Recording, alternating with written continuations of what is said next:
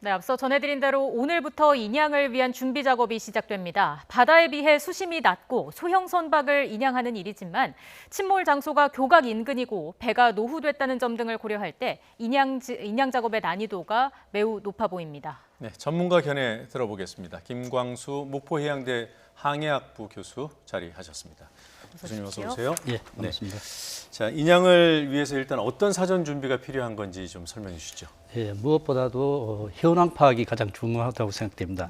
예, 현황 파악이라고 하면 네. 선체의 자세가 네. 현재 바닥에 누워 있는 그 네. 자세가 어떻게 누워 있는가 네. 하는 그 자세를 빨리 파악을 해야 되고 네. 어느 정도는 지금 그 소나 영상을 통해서 네. 자료를 지금 확보는 하고 있는데 이 자세에 따라서 선체의 어느 부분의 무게가 아니면 하중이 크게 가해지는가 이런 것도 파악이 돼야 되고 또 바닥의 저질이 어떤 식으로 돼 있냐 거기가 바위냐 자갈이냐 모래냐 아니냐 뻘이냐에 네. 따라서 또 대응하는 방법이 달라지겠고 예. 또한 유속도 굉장히 중요한 요소가 되겠습니다.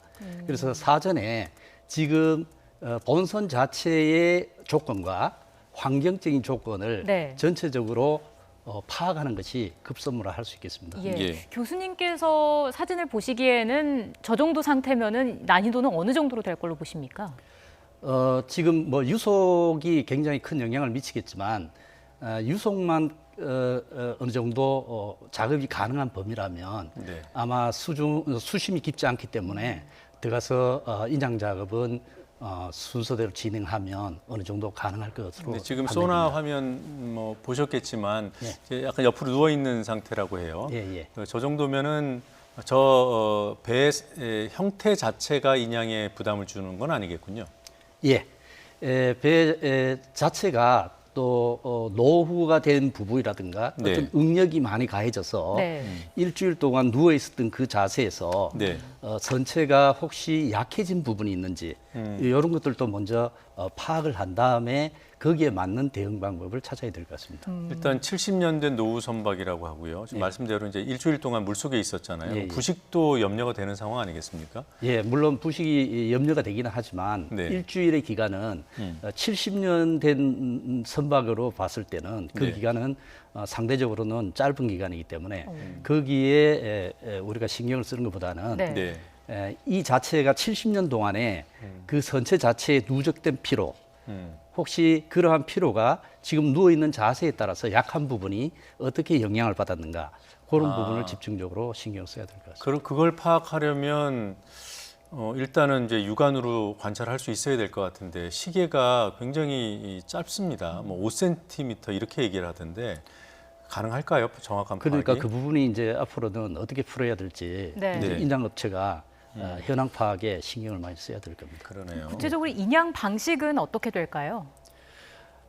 아무래도 선체 자체가 한 60톤 정도 된다고 총톤수가 아마 60톤이라 하는 걸 봐서는 총톤수로 볼 수 있는데 네. 보통 총톤수는 용적을 나타내는 톤수거든요. 그걸 이제 수량. 무게로 네. 환산하려면 네. 이제 무게로 전환하는 이제 방법을 가지고 무게를 재야 되는데 네. 보통 우리가 선박에서 총 톤수는 용적을 나타내지만 이것을 재화 중량톤이라 해서 그쪽에 실을 수 있는 선박에 네. 실을 수 있는 톤수로 환산할 때는 보통 통상 한 1.8배 내지 2배 정도로 보거든요. 그래요? 그러면 거기에 여유분 그러니까 조금 안전율을 좀 준다면 네. 아무래도 60톤의 2배면 한 120톤 정도 될 거고 네. 거기에서 마진을 한 20 내지 한 30% 준다고 하면 네. 적어도 한 130 내지 140톤 정도의 하중을 견딜 수 있을 정도의 크레인을 사용해야 되지 않을까.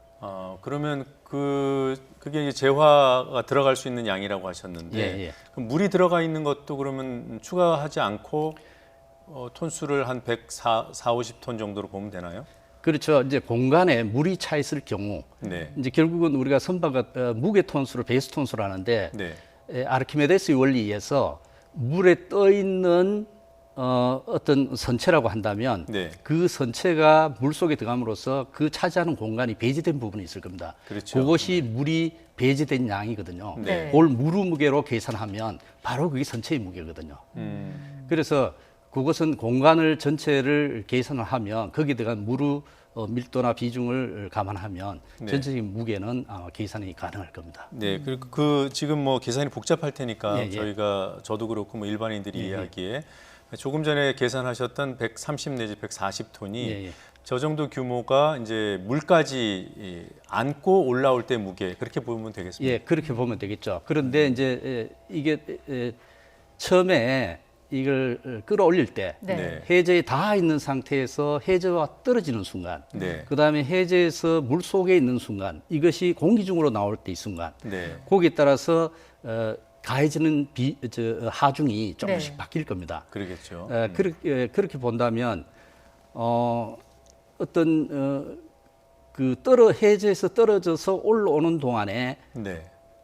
그 물 속에서는 물이 그대로 있겠지만 공기 중으로 노출되는 순간에는 거기에 담겨 있던 물들이 밖으로 쏟아져 나오겠죠. 네. 그러면 그 부분이 이제 안에 들어있던 것과 같이 유실될 수 있다는 가능성이 굉장히 크다는 거죠. 네, 그 얘기는 또 조금 이따 예. 다시 여쭤보기로 하고요. 지금 뭐 현지와 또 국내 언론도 그렇고요. 지금 허블레아니호의 무게가 60톤인데 물까지 고려하면 100톤 정도 될 것이다. 이렇게 계산을 하고 지금 확보된 그 클라크 아담이라는 크레인 200톤까지 들 수 있는 그 크레인이면 충분하지 않겠냐 이렇게 평가들을 하던데 교수님 계산대로라면은 한 뭐 140톤 정도로 보고 크레인을 골라야 된다는 거 아니겠습니까? 최소한 그 정도는 확보할 수 있는 그 네. 정도의 하중을 견딜 수 있는 네. 그런 정도의 크레인은 동원이 돼야 된다. 그럼 지금 화면에 나오는 저 크레인 저것이 200톤까지 들 수 있다고 합니다. 예. 저 정도면 충분하겠습니까? 예, 지금 제 판단으로는 그 정도면은 선체를 인양하는 데는 그 충분한 부하를 감당할 수 있을 것 같습니다. 네. 네. 이걸 들어 올릴 때 어떤 균형이라든지 이런 것도 중요하지 않겠습니까? 아, 그렇죠. 이게 이제 기술적으로 해야 될 텐데 인양하는 방법에 따라서 그걸 균형을 이제 맞춰야 될 텐데 만약에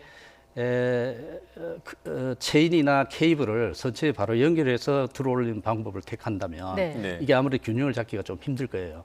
그 대신에 작업 방법은 좀 단순한 이점은 있겠죠. 네. 하지만 안전을 생각하는 것 같으면 밑에 크레들과 같은 것을 깔고 그 위에 안전하게 양 방향뿐만 아니라 좌우로도 균형을 맞춰가면서 아주 그 균형을 맞는 상태에서 끌어올려야만이 선체가 잘 보존될 수 있을 겁니다. 선체에 직접 줄을 거는 것보다는 밑에 크레드를 깔고 그 크레들의 귀퉁이로 이제 균형을 잡는 것이 조금 더 수월하다. 그렇죠. 그것도 쉬운 왜냐하면 일은 아니겠네요. 그렇죠. 선체 자체가 어디 한 곳에 하중이 집중되는 것보다는 예. 밑에서 받쳐주는 면적이 넓으면 그만큼 부분적인 하중은 줄어들겠죠. 예. 그래서 전체적인 하중을 감당할 수 있는 크레드를 밑에 까는 것이 훨씬 더 안전한 방법으로 판단되고 균형도 잘 잡을 수 있을 거로 생각이 됩니다. 근데 크레드를 넣기 위해서도 지금 강 바닥에 지금 침몰해 있는 배를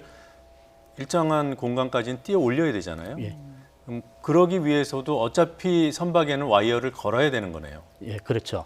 네. 그런데 그것도 이제 해양 구조업체들이 그런 부분은 자기들 나름대로 경험과 노하우를 아마 갖고 있을 겁니다. 네. 네. 그래서 우리가 단순하게 볼 때는 일단은 선체를 조금 이렇게 끌어올린 다음에 밑바닥에 크레드를 까는 방법이 있고 네. 네. 또한 밑에 저질에 따라서는 좀 이렇게 작업을 해서 네. 공간을 만들어서 크레드를 밀어넣는 방법도 있을 수 있겠죠. 아. 예. 그럼 밑에를 파고 집어넣는 그러니까 그런 개념이죠. 선체의 바닥, 그러니까 선체가 앉아 있는 바닥의 저질이 그것이 바위냐, 뭐 모래냐, 자갈이냐, 네. 혹은 뻘로 돼 있느냐에 따라서 조금씩 방법이 달라지겠죠. 모래나 뻘이면 좀 수월하겠네요. 그렇죠. 그러되면 이 리프팅 할 때, 끌어올릴 때 점착력이라 해서 네. 뻘 같은 경우에는 묻혀 있으면 네. 뻘과 선체 사이에 점착력이 작용하기 때문에 네. 순간적으로 끌어올리는 힘이 더 들어가야 그러겠죠. 되겠지만 네. 바닥에 딱딱한 데 얹혀 있으면 아무래도 들어올리는 것이 뻘에 얹혀 있는 것보다는 조금 더 수월하게 올라올 수 있다. 그렇게 판단합니다. 네, 어떤 방법을 택하든 와이어는 써야 되는데 일부 전문가는 그걸 우려하시더군요. 이게 노후된 선박이기 때문에 쇠로 금속으로 된 체인이나 와이어를 쓰면 선체를 파고 들어갈 것이다. 이런 지적에 대해서는 어떻게 평가하십니까? 그렇죠. 그게 선체 이제 어느 부위에 그 케이블이나 체인이 걸리느냐에 따라서 또 달라질 수는 있는데 네. 케이블이나 체인과 같은 경우에는 강도 면에서는 장점이 있지만 네. 네. 이 방금 지적하신 대로 선체의 마찰이라든가 선체에 주는 어떤 충격에 있어서는 선체를 훼손하거나 손상을 줄 우려가 있는 반면에 네. 밴드와 같은 좀 부드러운 재질은 강도 면에서는 좀 떨어질지 모르지만 네. 아까 지적하신 대로 선체의 손상은 아무래도 줄어들 확률이 있다. 그러면 이 두 개를 절충하는 방법도 생각해야 되고 아니면 선체의 손상을 주지 않기 위해서는 밴드의 숫자를 늘려서 각 밴드에 걸리는 하중을 분산시켜서 네. 그렇게 해서 끌어올리는 방법도 생각해 볼 수 있겠습니다. 밴드는 인양업체가 다 가지고 있겠죠? 예, 거기에 대한 전문 용구들 네. 이런 것들은 다 갖추고 전문적으로 이 업을 하고 있는 업체라고 보시면 됩니다. 다 예. 종합적으로 상황을 판단해 보고 그때 이제 선택을 하게 되는 거고요. 예, 예. 크레인이 이제 뭐 저희가 앞서 계속 말씀은 드렸습니다만은 다리를 통과해야 하지 않습니까? 예, 예. 그렇기 때문에 뭐 수위가 중요하다 이런 얘기를 했는데 이걸 크레인을 최대한 내려서 끝을 다른 바지선이 좀 받치면서 이동하는 방법은 없습니까? 물론 생각은 할 수 있겠습니다만은 예. 보통 우리가 그 크레인은 이 공간적으로 보면 좌표상에 X, Y, Z 축에 어떤 곳에서는 원하는 곳으로 이렇게 움직여야 되거든요. 네. 그러면 이게 스윙하는 역할이 있고 안각을 가지고 올라갔다 내려갔다 하는 역할이 있어야 됩니다. 네. 근데 그 크레인은 항상 안각도 최대로 낮출 수 있는 안각이 있고 최대로 올릴 수 있는 안각이 있습니다. 이건 바로 안전하고 관계된 문제고 네. 또한 이렇게 옆으로 스윙하는 것도 한계를 정해 놓고 있습니다. 이것도 다 안전하고 관계되기 때문에 이것을 너무 이렇게 낮추어 버리면 높이는 낮아질 수는 있어도 무게 중심이 앞으로 쏠리기 때문에 네. 이걸 밑에서 받쳐주고 있는 평판과 같은 바지 자체가 네. 거기에 맞게끔 또 기술적으로 그게 서포트가 돼야 되는데 예. 지금 정확하게 그 크레인의 구조라든가 특성을 저희들이 알 수는 없습니다만은 네. 지금 교각 높이에 의해서 통과가 제한을 받는다는 뜻은 네. 그와 같은 조건을 다 감안했을 때도 네. 더 이상 안각을 낮출 수 있는 한계까지 다다랐어도 통과하기 어려운 높이를 가졌다 이런 뜻으로 저는 해석하고 있습니다. 그렇군요. 예. 그러니까 최대한 낮춰도 그 높이가 다리를 통과하기 어렵다. 그래서 수위가 낮아지지 않으면 아예 이동이 불가능한 그런 상황이군요. 예, 예. 그렇게 해석하고 있습니다. 앞서 뭐 인양할 때 그 배가 수면 위로 올라올 때 물이 빠지면서 그 유실 가능성에 대해서 언급을 해주셨는데 이를 막기 위한 조치는 따로 없을까요?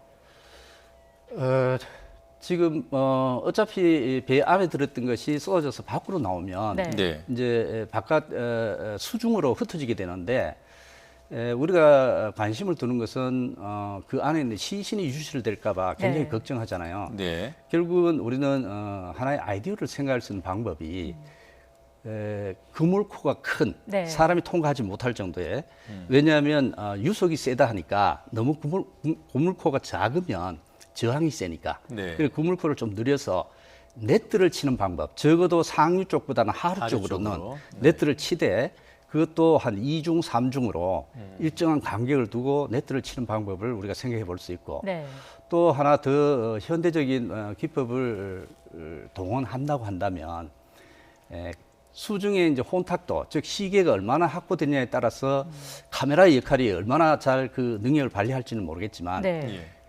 필요한 위치에 적소에 필요한 개수만큼의 모니터링 카메라를 즉 감시 카메라를 설치해서 그것을 실질적으로 선상이나 바깥에서도 항시 이렇게 모니터링 할 수 있는 그런 걸 한번 시도를 해봤으면 좋지 않을까. 예, 그러면 유실되더라도 그게 예. 촬영만 되면은 추적해서 수습할 수 있다고 보시는 예, 거군요. 실시간으로 카메라를 지켜보면 네. 이제 거기에 의심이 되는 부분은 집중적으로 바로 동원을 해서 우리가 수습 단계에 들어갈 수 있으니까요. 유실망 같은 경우에 하류 쪽에다 치지 않고 배를 감는 방법은 없습니까?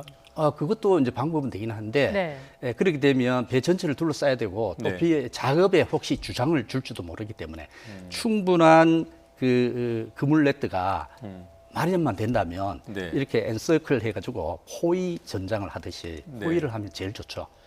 그런데 이제 그렇게 되면 상류에서 오는 그 무르 힘 네. 그다음에 하루로 내려가는 힘 전체가 이제 힘을 받게 되기 때문에 그 포위된 형태를 그대로 유지하기는 굉장히 쉽지 않다. 왜냐하면 그걸 우리가 설치한다고 했을 때 단순하게 그림상으로는 설치하면 되겠지 하지만 네. 그 설치할 때는 밑에 고정할 수 있는 앵커를 다 박아야 되거든요. 네. 그 형상을 그대로 유지하기 위해서는. 그래서 그런 거는 이제 기술적으로 인양업체에서 사실 잘 판단을 해야 되고 그것을 과연 누가 해야 되느냐. 결국 제가 볼 때는 선사는 어차피 보험이라든가 기타 그 선체 보험 같은 걸 통해서 배가 침몰되었을 때는 인양을 해야 되는 게 결국은 인양업체하고 계약을 해야 되기 때문에 네. 네. 그 역할은 인양업체가 해양 구조업체가 아마 계약상에 그것을 할 수 있도록 아마 해야 되는 게 맞다라고 생각합니다. 예. 네. 고려해야 할 부분이 적지 않은 상황인데 앞서 잠깐 저희가 얘기를 했습니다마는 정부가 우리 신속대응팀에 추가로 장비를 지원한다고 했는데 이게 SSDS 표면 공기 공급식 잠수 장비라고 합니다. 이게 수중 작업에 어느 정도 얼마나 도움이 되는 장비인 건가요? 보통 우리가 수중에 들어가서 작업하는 잠수자의 입장에서는 항상 호흡이 중요하거든요. 네. 그래서 우리가 보통 스쿠버 다이빙을 하는 경우에는 공기통을 메고 들어가기 때문에 자기 나름대로 움직여가면서 여기저기 이동이 가능하거든요. 그 대신에 공기통의 양이 정해져 있기 때문에 장시간 작업은 제한을 받습니다. 거기에 비해서 SSDS 같은 경우에는 바깥에서 계속해서 공기를 주입해 줄 수 있기 때문에 장시간의 수중 작업이 가능하고 네. 또한 거기를 통해서 통신이 가능하기 때문에 네. 수중에서의 이동은 스쿠버에 비해서 제약을 받을지라도 장시간의 작업은 가능하다. 그런 장점이 있는 거죠. 그럼 지금 줄이 물리적으로 연결이 돼 있는 건가요? 그렇죠. 그렇게 해야만이 공기가 공급이 되고 또 통신 라인이 연결되겠죠. 그럼 뭐 시계가 매우 안 좋은 상황에서 그 라인이 있는 걸 이제 장착을 하고 내려가서 작업하다가 구조물 등에 걸릴 위험 같은 건 없습니까? 시계가 좋지 않을 경우에는 예상치 못한 그런 장애물을 만날 수도 있겠죠. 네. 그래서 별도의 라이프라인, 즉 생명줄을 하는 것을 갖고 가야 되겠죠. 그래서 그거는 공기 공급이라든가 통신을 위한 라인이라면 네. 네. 위급 상황에서 자기 생명을 구할 수 있는 줄은 별도로 또 몸에 갖고 그걸 이제 그 차고 연결하고 들어가야 된다는 그렇겠죠. 거죠. 네, 그 알겠습니다. 헝가리 당국이 지원하는 감압 챔버는 어떤 장비인 건가요? 보통 우리가 수중에 들어서 작업을 하게 되면 네. 대기에서 누르는 압력, 대기압이 수면에 작용하고 네. 또 물 속에 들어간 사람은 물 높이에 해당하는 수압을 받게 되기 때문에 네. 수중 작업자는 대기압과 수압을 동시에 받기 때문에 굉장한 압력을 받거든요. 네. 그게 강이라도 그렇습니까? 그렇죠. 그래서 보통 우리가 10m 깊이 정도면 대기압 정도의 수압이 해당한다 그러거든요. 지금 보통 강에 지금 5m 내지 뭐 7m 얘기가 나오는데 그렇다면 보통 대기압이 한 0.5배 내지 0.7배 정도 되겠지 않습니까? 네. 그러면 적어도 대기압보다 한 1.7배, 뭐 수심 10m 같으면 한 2배 정도의 압력을 받는다고 본다면 그런 압력에 몸을 적응시켜서 작업하던 사람이 네. 갑자기 그 압력이 낮은 곳으로 대기 중으로 나와버리면 네. 압력이 줄어버리니까 네. 이게 몸에 충격이 오겠죠. 네. 그게 우리 일종의 말하는 잠수병이라는 거죠. 네. 그래서 이 감압 챔버를 통해서 수중의 작업자가 대기 중으로 나오기 전에 감압 챔버를 통해서 어느 정도 시간을 보낸 다음에 몸이 어느 정도 압력이 적응하면 다시 대기 밖으로 나오면 네. 그때는 어느 정도 이런 몸에 대한 부하, 즉 잠수병을 예방하는 데 굉장히 도움이 되는 예. 장비라고 볼 수 있죠. 예, 좀 늦게 온 것 같아서 좀 안타깝긴 합니다만 이렇게라도 지원됐으니까 조금은 도움이 되겠군요. 예, 예. 네.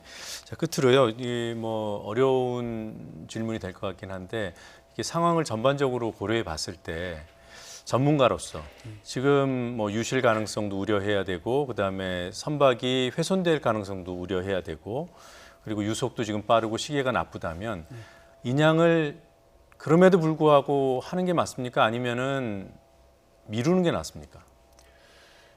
제가 볼 때는 조건만 되면 예. 인양은 하는 게 맞다고 생각됩니다.